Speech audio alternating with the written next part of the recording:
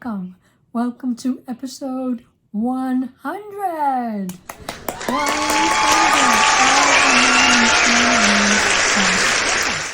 I am your host, Caroline, and as usual, I am recording from my home in Puerto Rico, where I live with my husband. And if you are new to this channel, let me just summarize what we do here by saying that mostly I share with you the crafty side of my life and projects that I create through the different crafts that I practice.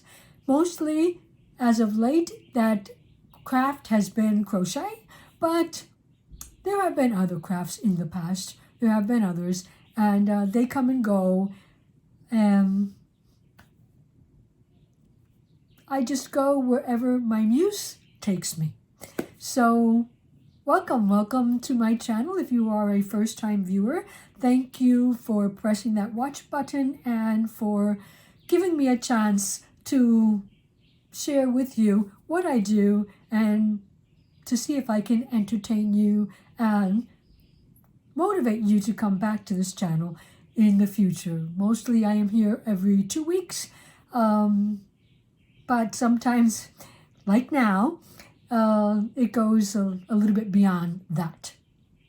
So, episode 100, and it kind of sounded like to me a big thing, and I thought about it for a long time. What was I going to do to make this podcast or to make this episode a bit more entertaining and a bit different, make it shine out, and I got nothing.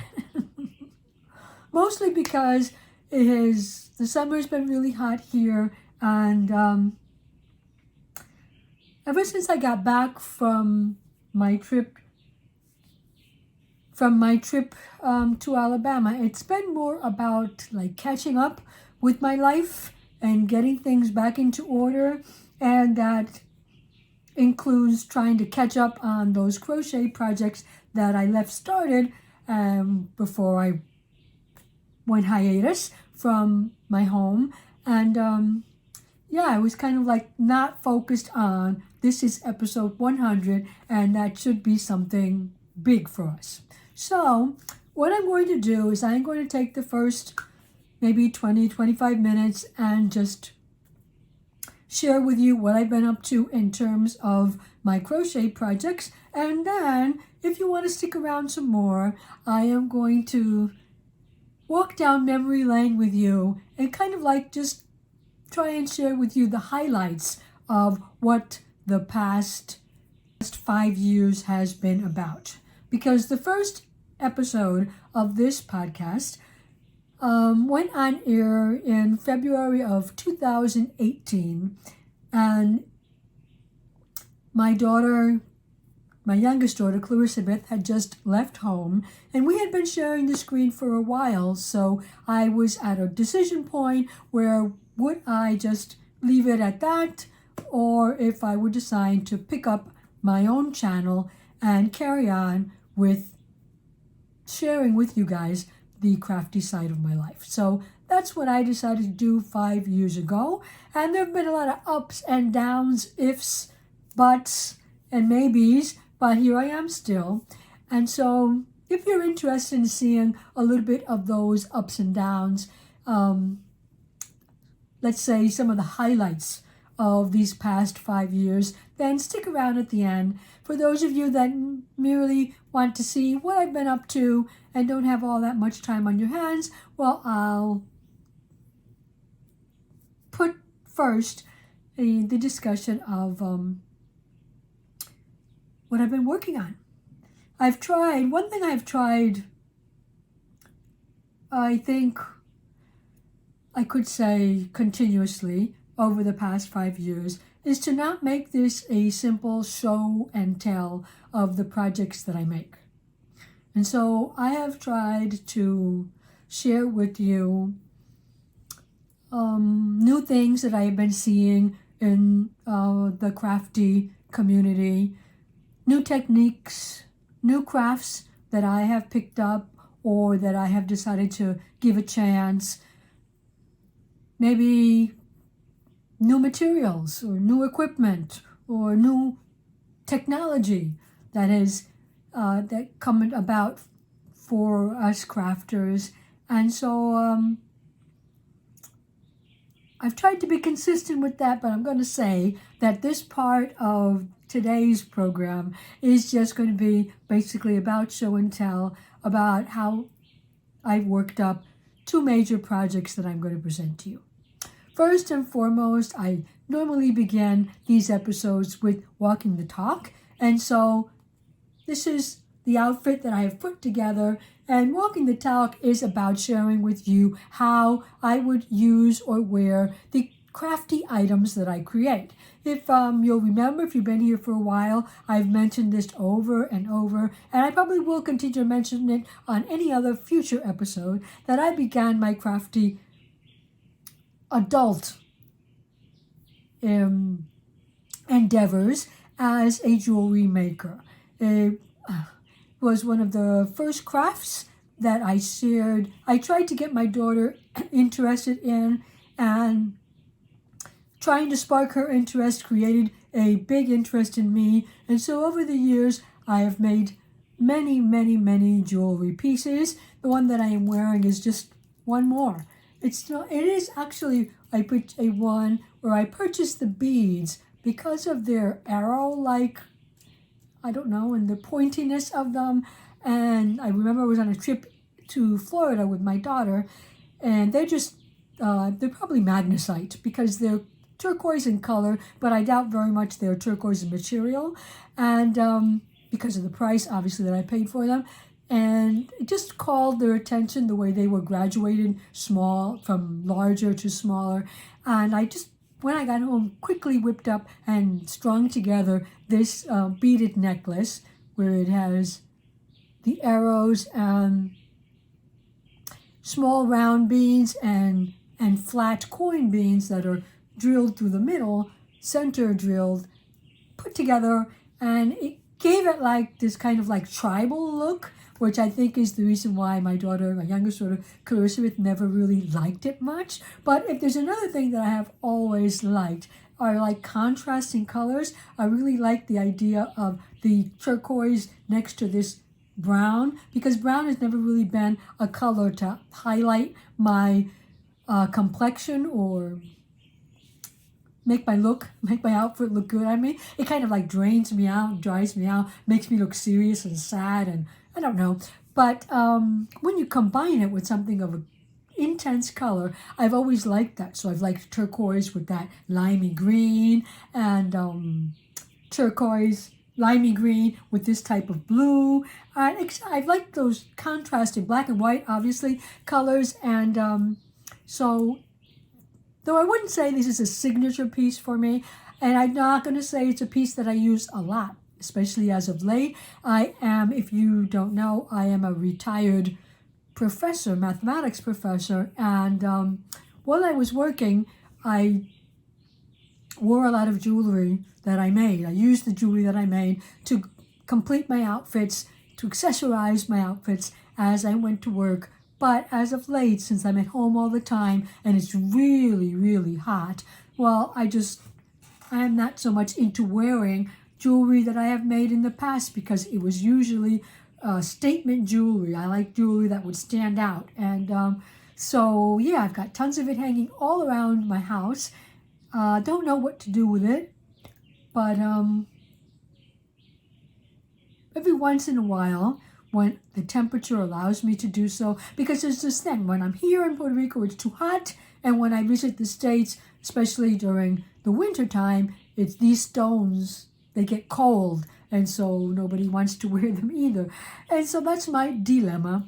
I love looking at them, so I do have them hanging all around my house. And anywhere there's a somewhere on the wall where I can put up a jewelry holder, they are there. And yes, at some point I will need to decide what to do with all of them. I hope they don't end up in the trash, but well, that might be a decision for other people to make when I'm no longer around. As long as I'm here, they'll be hanging around my house, and I'll be looking at them. So this is a favorite piece of jewelry, although it is not worn considerably. And I have paired it with, these are actually real turquoise bead earrings, because they're not the polished turquoise that you see in stores where you buy in jewelry stores, but these are the unpolished, the raw stones that you can buy a lot less expensive from local bead dealers or your local bead store or even your online bead store. And so these were beads that I remember that I requested for my husband for a birthday gift, and so I paired them with chips that I had around the house to create earrings. And also I have this beaded bracelet that I decided to pair with this because they are actually the same stone, magnesite, and so it's a turquoise in color but a very cheaper stone. It is also paired with the brown, so that you see that actually it's a combination that I have liked in the past. And one of the things that I did along the way over these past 5 years was to stop making stone jewelry and to begin making jewelry with crochet thread. And so here I'm also wearing today one of the first crochet rings that I made. And at some point, the stone, I crocheted around the stone. Well, I crocheted sort of like, let's say an envelope to put the stone in so it would sit there. And because this stone, if you'll notice, is so shiny, it's not raw like these that are here. It has a finish to it. So the glue, the jewelry glue didn't take. And at one point it fell back out, and my fear of it falling out at some point and breaking, because this is one of my favorite stones that I have, well, that fear led me to actually tie the stone in using some crafting wire and to just try and make the wire across the front a decorative feature. And so now it doesn't fall out. Again, I don't use it that much around the house, even though I sit for hours sometimes. When I decide to take the time to clean up my jewelry spaces, I'll sit for hours and just look at it. I don't wear it around the house because I'm always washing my hands and washing dishes and I forget. Normally, this type of jewelry I won't take off. I'll just wash along with it. And this one I forget, and so it gets all wet. Although it is made with nylon thread, precisely because of the idea that it gets wet, it won't stretch, and it will dry up quickly, but still, it gets wet.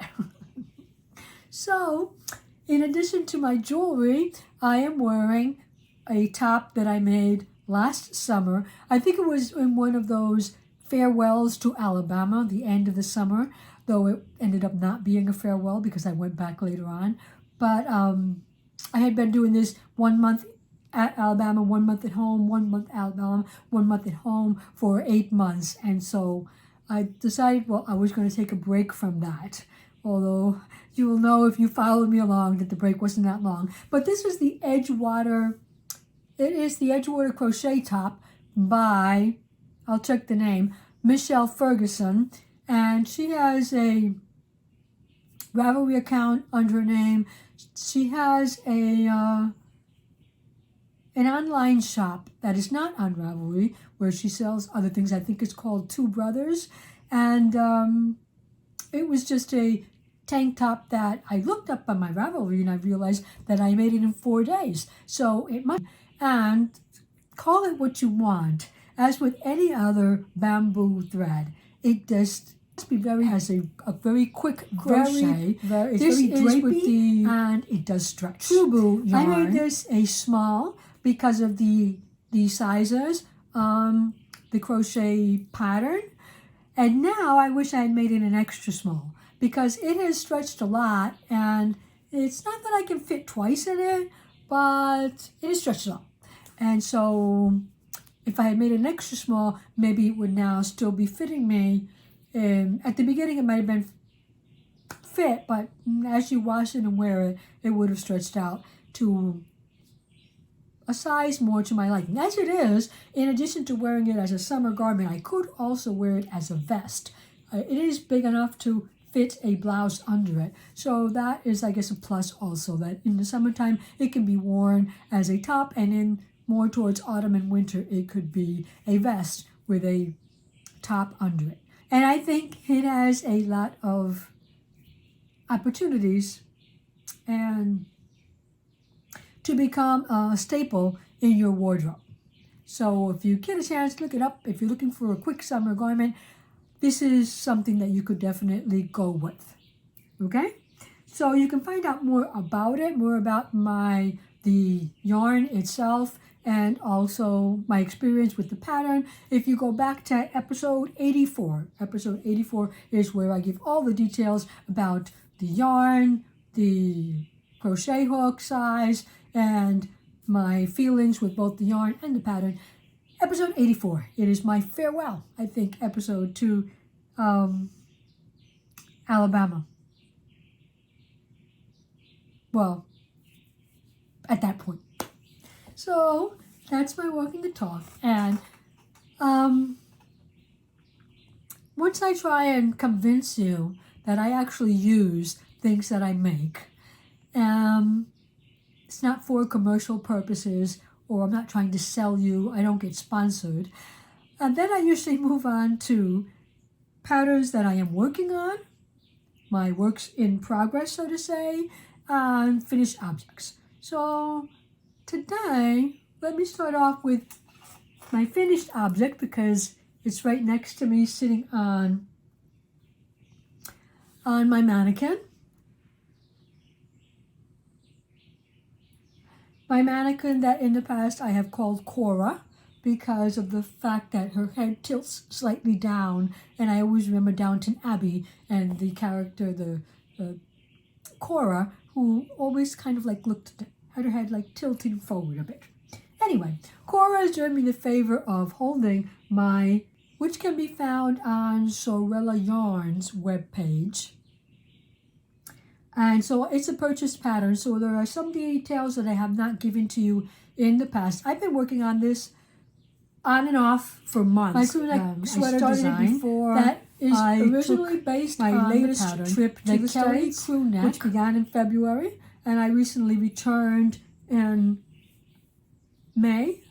at the end of April, the end of April. And so, yeah, I was gone for a while, that I didn't work on it, and then came back and talked to you in the last episode about all the difficulties of working with a winter garment when it's full-blown summer. And so, yes, there were difficulties, but I managed. I managed to complete it.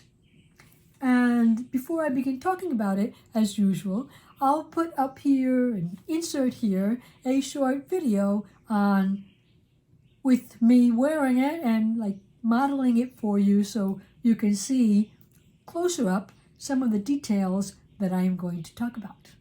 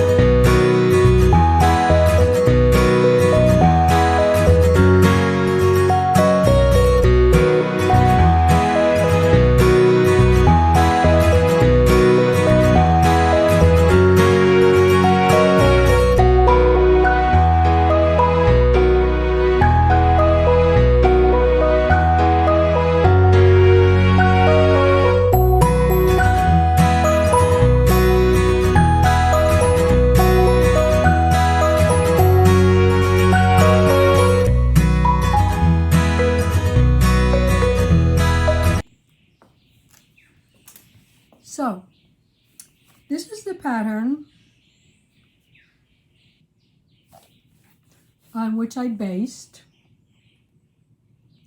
It is the Kelly crew neck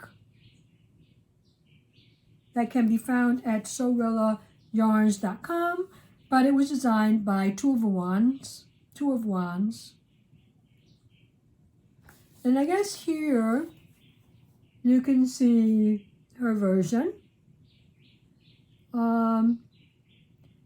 Originally, her version, the original version, is not made in 2 tones as mine is. That was a decision of myself, and it's a lot more cropped. I guess it's a lot more cropped than mine was. Now, why am I saying that my pattern is based on this other one and not the exact one?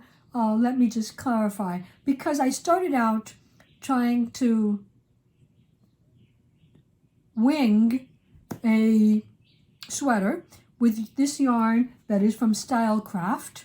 It is I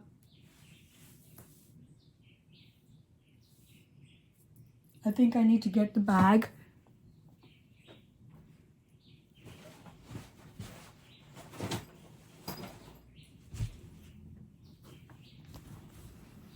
Okay, so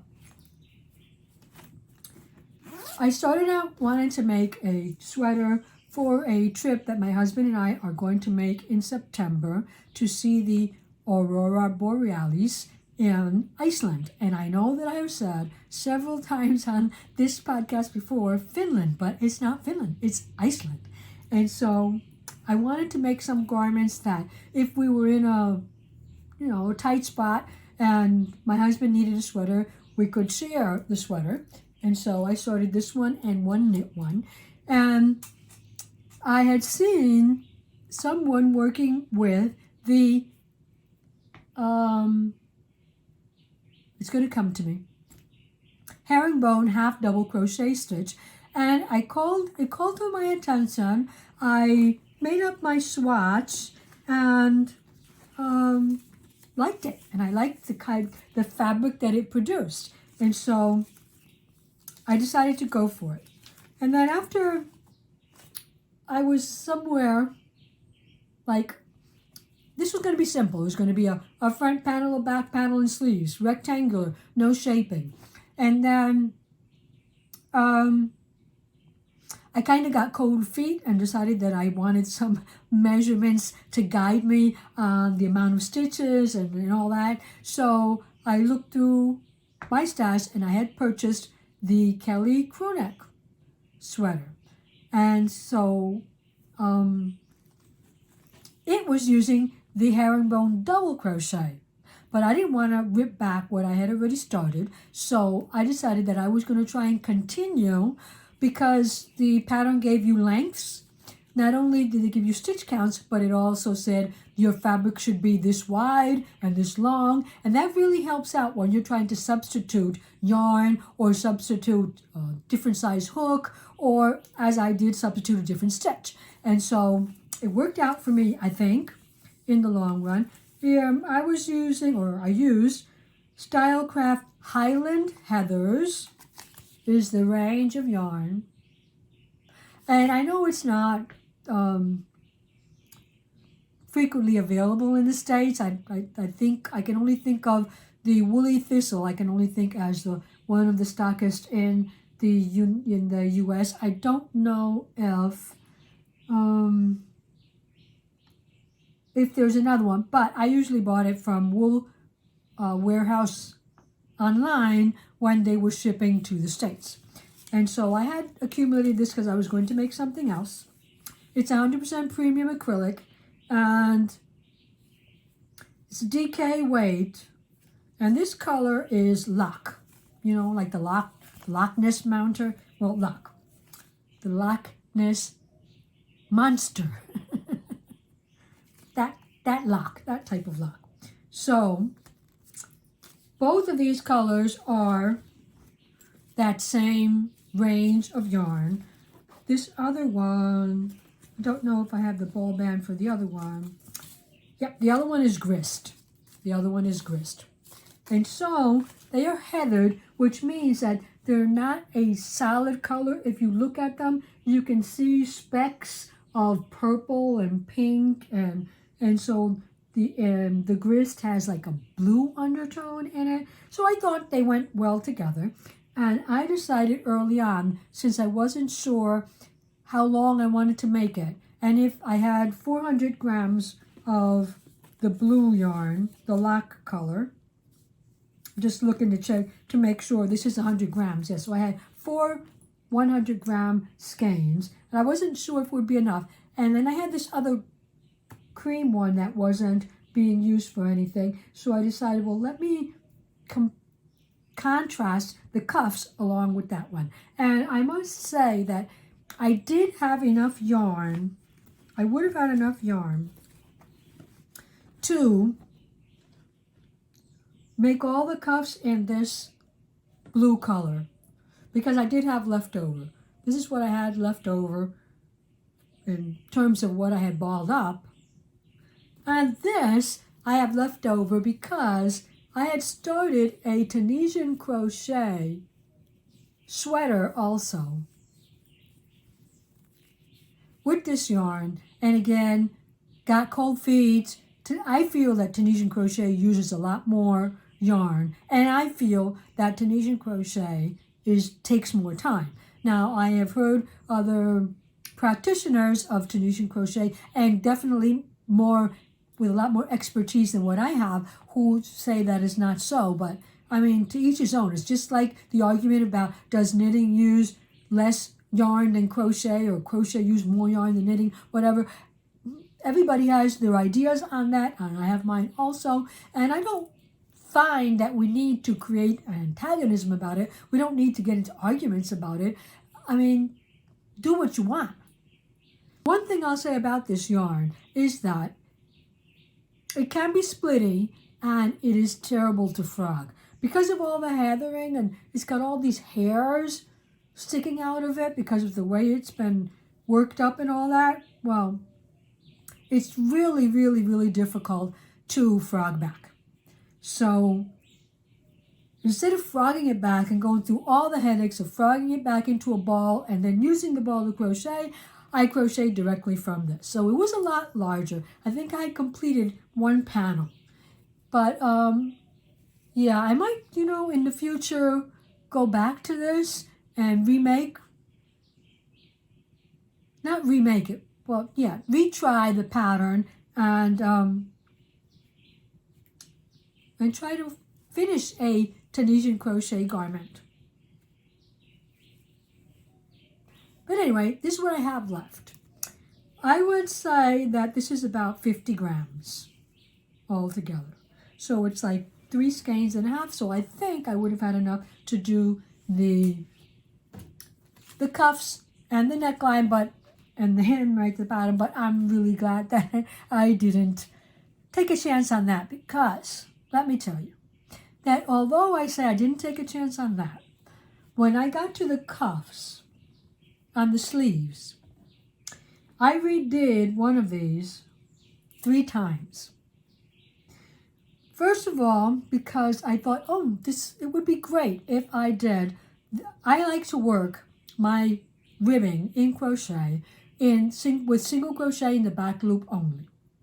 And that's the strategy of chaining and then going up and down and connecting to your fabric with a pair of slip stitches. I like that. I like the way it looks. I like the way it stretches. See? And I just like it. I like the way it pulls in a bit, your work. So I had about 42 stitches here, and I started with 64 and ended with 42. And when I worked it up the first time, I worked it up with the herringbone half double crochet in the back loop only. And let me tell you, I really, really liked the way that looked. But that was quite loose. It was quite a loose cuff, which meant that in order to use it to my liking, I would have had to have here less stitches. So I would have had to bring it down to less stitches. And then that cuff, I really liked it. I really liked it. So I did that with a 3.5 millimeter hook. I thought, well, what if I used a 3 millimeter hook? Maybe I could still use it because I liked the way it looked, but that didn't work out either. It was less wide. It wasn't as wide, but it still was too loose for my liking. I like this kind of cuff to kind of like pull in. I guess it's because that way the cold doesn't enter it. I don't know. But I've seen it both ways. That's my preference only. But if you ever want to try ribbing with herringbone half double crochet in the back loop only, I would say go for it. Do a swatch first, maybe if you want to. But I really liked it. I really liked it. And so that I did twice, decided I wasn't, actually left it in, decided to pick up the other cuff and do that one with a 3.5 millimeter hook, single crochet in the back loop only. And that one, that's my go-to, so it worked out fine for me. And so I ripped this one out and did it again. So yes, I did it a lot. I did this cuff a lot of times because, the designer just used single crochet in the back loop only. Why did I want to do something else? I don't know. Just not because I didn't like the design, because she was actually using what I normally use. It was just me being me and trying to take a project and learn something from it in addition to just doing it. So all of my hems, all my cuffs and my bottom hem were all done with the single crochet in the back loop only. The neckline and the sleeves were done with a 3.5 millimeter hook. The ribbing at the bottom, I don't know if you remember this from other times that I've worked it up, but the ribbing here at the bottom was originally 20 stitches long, so it was a bit longer. It was single crochet in the back loop only. And honestly, I can't remember at that point if I normally go down. I don't remember if I went down it there because I did not want the bottom hem to pull in. I just wanted it to look like a straight garment. And single crochet in the back loop only tends to pull in. So, but I did the single crochet in the back loop only, doing only one single crochet at the bottom when I reached the fabric of the body. And then turning around and going back up, coming back down, etc. And it just had way too many stitches. There were way too many rows, and it was really, really loose. And I just didn't like the way it looked. I didn't like the way it looked in addition because I don't believe there are any short rows at the back of the neck. So even though the construction of the front is very different to what I've ever seen before, it tended still to pull the back up, and around the neckline still pulls the back up, and so the back was looking shorter and it was looking wavy, and there were a whole bunch of things I didn't like about it. So I did ultimately yesterday pull it back, reduce it to only 10 stitches because I wanted to get it done for today mainly, and did single crochet in the back loop only with a 4 millimeter hook, which was the same size that I used for the garment. And I did leave two slip stitches after connecting to the body. And so it did pull in. So what I decided to do is that at the sides, I used half double crochet in the back loop only instead of a slip stitch, instead of a single crochet. And that gave me a little bit more width, enough width so that the garment doesn't pull in a lot. If I had done only single crochet, it would have been like what is that? That's an 80s feature of the tops that were at the waist sort of, and the waist really pulled in and kind of like puckered around the hem. I didn't want that look, and so I took probably 10 stitches from the front, 10 from the back on each side, and in those stitches I did the half double crochet in the back loop only. So the curve of my side here was done with half double crochet in the back loop only, and that helped. That helped so that it wasn't wide, and it really, it's not like something you totally distinguish unless you look really close or like I know that you did. And so, yeah, satisfied with that. Satisfied with the way it looks on me. One other thing that I did differently was that when I got to the sleeves, so she wasn't going around like I did. She was going back and forth and turning so that these stitches look the same as these. That was the ultimate goal, so that these stitches would look the same as these. So, yeah, a bit different there, and I don't know if I actually did it because I knew what I was doing, but I will tell you that I did it because I wanted to see how this stitch looked in the round. I was joining for each round, pulling my slip stitch and my chain 1 really tight, and then going around and around and around. So my seam is pretty invisible here.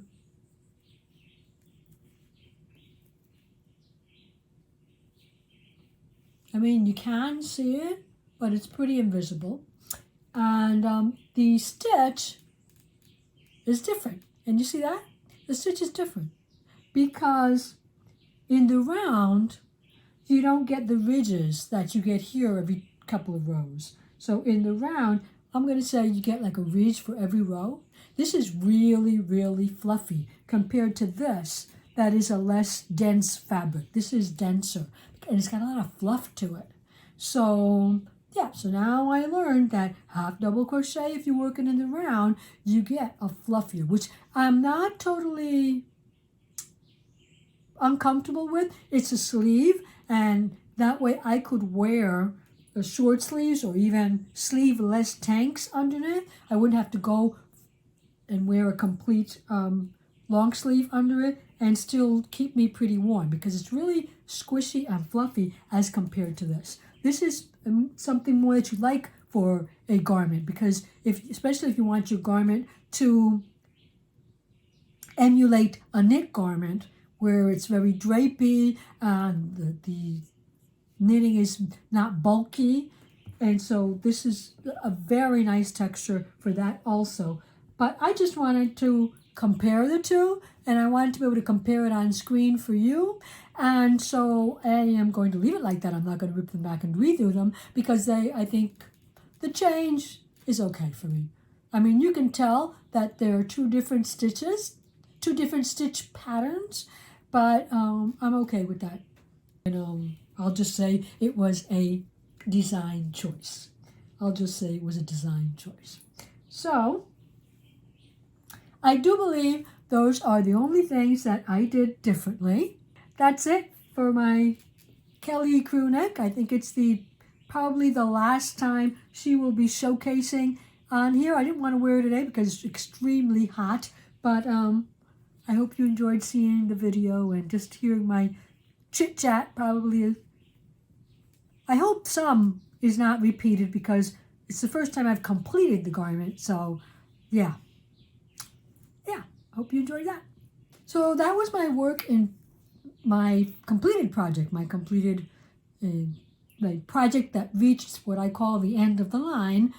And so next I wanted to share with you the one garment that I have continued to work on, well, that I started and have been working on also this week. And that is the hydrangea cardigan.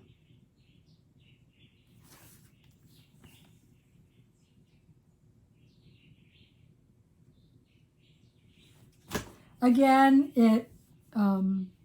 I was mistaken last week when I said it was, I said it was a pattern you could find on SewRellaYarns.com. That's true, but I also said that it was not her design, but it actually is. It actually was designed by Ashley of SewRella.com, so forgive me for that mistake. And another reason why you should always second check. I usually, when I write up the show notes, that I'll make a mention of that. In the description box below my videos, you will always find a list of links or details about some of the yarns or patterns or crafters that I mention on each of my episodes. And when I get to write up those, I don't always write them up before I record, which would be a good thing because it helps you organize your thoughts on what you're going to say. But I usually do it after the fact. And then I realize the mistakes that I have made because I start looking up links and looking up patterns and designers. And when you read the description, it says, an oversized lacy crochet cardigan for the summer months inspired by the delicate beauty of my garden. This project has just enough interest with 2 different lace stitches to keep it engaging without being complicated. It's made entirely from rectangles. Lightweight True yarn is silky and light on the skin with breathable texture to keep you cool and comfortable. Loose boho sleeves nod to the laid-back look and are surprisingly easy to make. So, she says one thing, I guess, that when the pattern was first published, she had made it with her own DK yarn. But when she republished it for some reason, I guess because her yarn was no longer available, she did it with True, and she only changed the description in the pattern. She did not change the yarn with which she states that the samples were made. So that can be a bit confusing, I'll say so. That can be a bit confusing. So what I had in my stash, as I stated last week, was this fingering weight cotton, 75% Pima cotton, 25% acrylic blend from Knit Picks. So I went with using it for this project along with this yarn that was also in my stash. That's the yarn I'm using. I'm using the Pima cotton acrylic blend with this 80% British Merino superwash and 20% silk. So, yeah, it probably would have been better with 100% silk, but I didn't have that, and I didn't want to purchase, so that's what I'm using. And I am using a 5mm hook. And hold my yarns together. So this is what I have done up to now. I have completed the back panel. And the shell stitch is the lacy stitch that she uses for the bottom. I am making this, let me check, a small by her stitches. By the stitch count, I am making a small because it said that it would have a 36-inch bust. And I thought that would be okay for a drapey, loose-fitting garment. So I am making it in a size small. Now, my row height was off, so I had to make mine longer.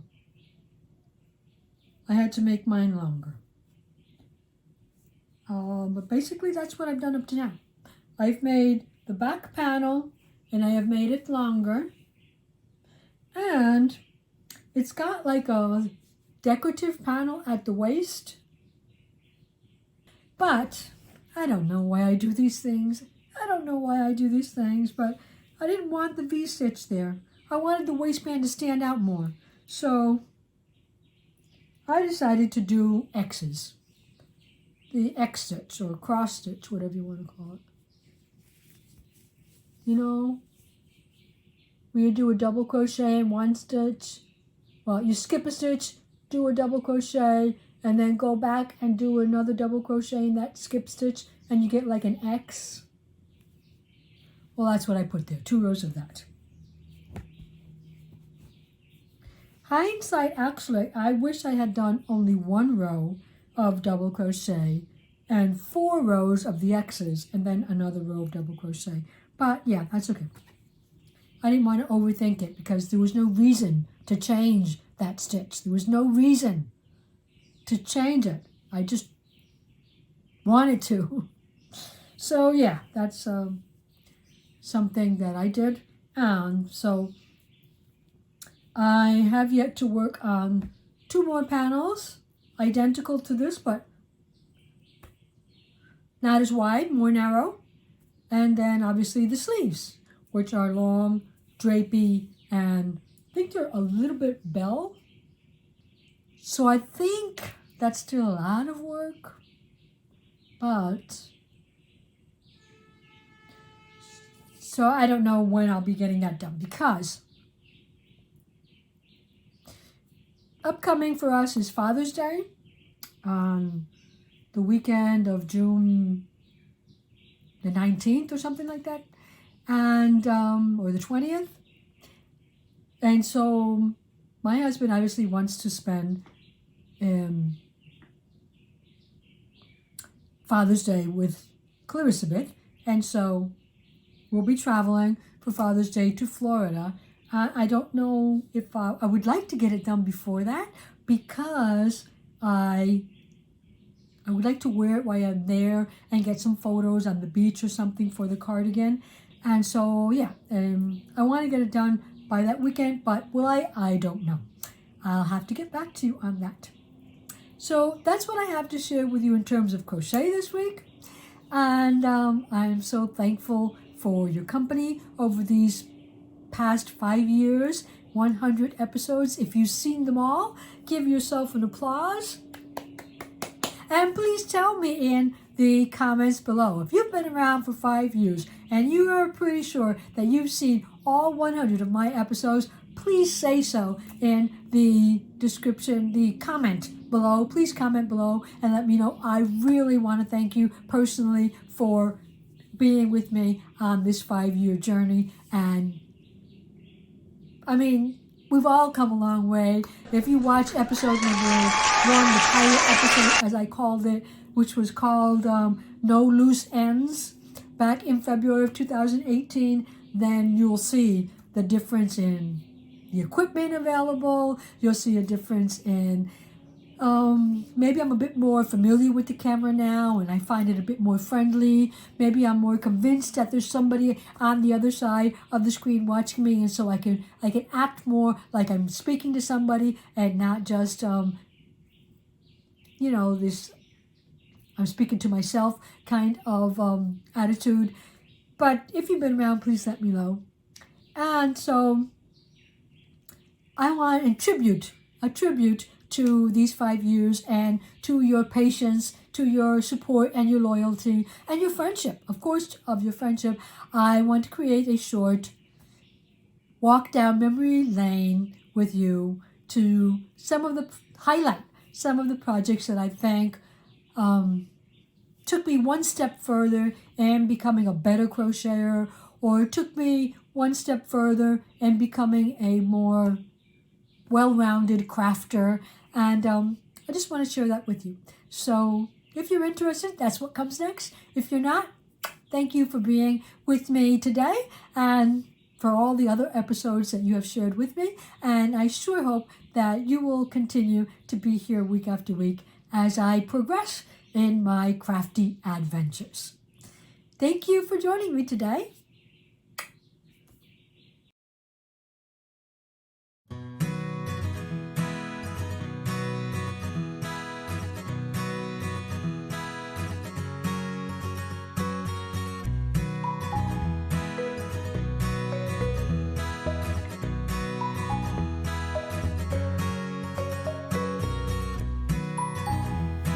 Okay, this is testing number 1, just trying to see if you can hear me, if you can see me, if I've got my phone on the right way.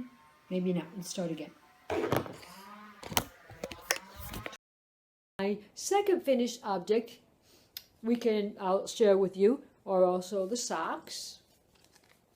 My personal design, maybe I could call that, of crochet socks that I made when the day my daughter moved out. I began them just to commemorate the occasion, and it's not that I need the socks to remember her, but I just wanted something to commemorate the occasion. And would I at some point want to take the button out and have the cardigan this long? Well, not this long. This was just, I don't know what it was. I just added too many rows to the top. So Yeah, but it was hard to fix once you have it made. And I have to say that I like them. I have to say that I like them. That I'm really proud of my make. Even though it's got issues, I am very proud of it. Well, I just wanted you to believe that it is finished, that the ends have all been woven in, and this one ended with 3 borders, and so it's got 3 borders on it, all completed, and I have got a happy alpaca. I always go back and fix it up, and now it has to go into a frame because my husband likes framed, and we bought a frame for it, but I cut the matting too small, and so I have to remat it before I can put it into the frame. So I finished that, and he was. It smells so good. My husband doesn't show a lot of emotions or express a lot of his feelings, so he said thank you. I'm gonna stop But sniffing. I don't know how, how much he liked it or not. Well, I love finished it, up, yeah. and I think it's beautiful. So then Mom came with the idea of making... Anything you can do, I can do better. I can do anything better than you. No, you can't. Yes, I can. Well, if you're a Lucille Ball fan, you'll remember that. But the thing was that I saw her making her bird cage, and I kept on looking. I mean, if you want to do something relaxing and to give you a little bit of a laugh, Google bridal fascinators. And if you even want it to be more of a laugh, Google mother of the bride fascinator. There are some things out there that I don't know, people. How do you wear this? I mean, but there was even a tree. They are modeled, but I don't know if they're ever really worn. But anyway, I just said for the fun of it, let's make crochet fascinator, because one thing was for sure, that when I researched crochet fascinator, I found very little. But I can probably just put it on for you so you can more or less get an idea of what this type of thing is going to look like. If you, I guess you really have to like this type of thing. How's that? That's the way it was going to look when I had it on. So I left it off Cora for today, but I will show you the video of what it's going to look like. I left a little bit of cleavage at the front. This is the amount, I think it's maybe 7 inches, and at the back. And I also left it open at the bottom. I did not add the train because I didn't want it to look too much like a wedding dress, so I didn't add the train, and I just left it open at the back to make it easier to walk in. So take a look at this video and comment later on about whether you think that I should wear.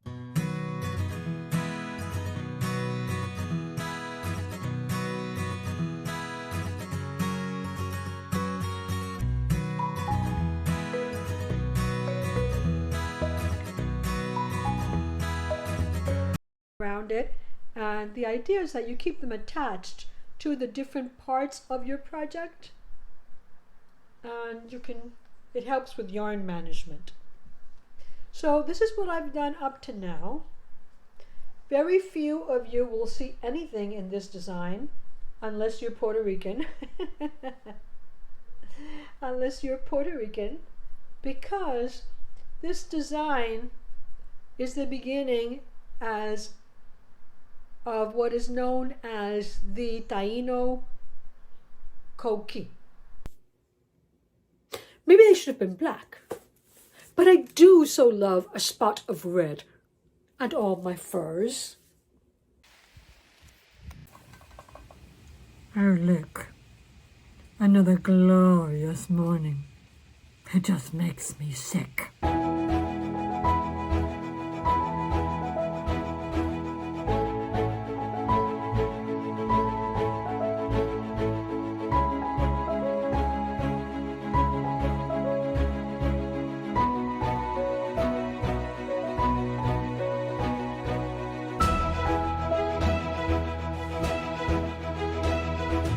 Well, the music that I remember her by One of the ones that I most remember her by is the album named Tapestry by Carole King. This is about 1971, more or less.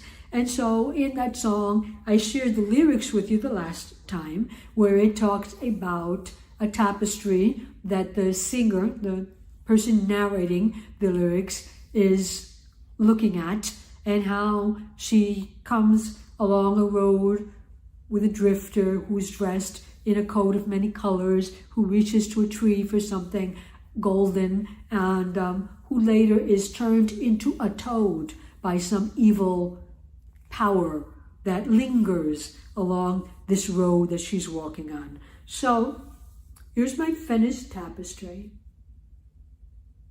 Freeform crochet is a technique that works without rules. So all the regular rules that we learned in crochet about when to increase, when to decrease, and how to keep our edges straight, and how not to change our hooks or maybe combine different gauges of yarn. All those rules are broken in freeform crochet because the idea is do what you want, when you want to, as you want to, as pleases you. So in addition to filling in everything, because she's complete, I'll talk about some other things that I did here. For example, one section that I'm particularly happy with was this beginning of the scarf section and the ties. I thought that looked really nice. I liked the way it looked. I thought it actually looked like something should look in freeform crochet.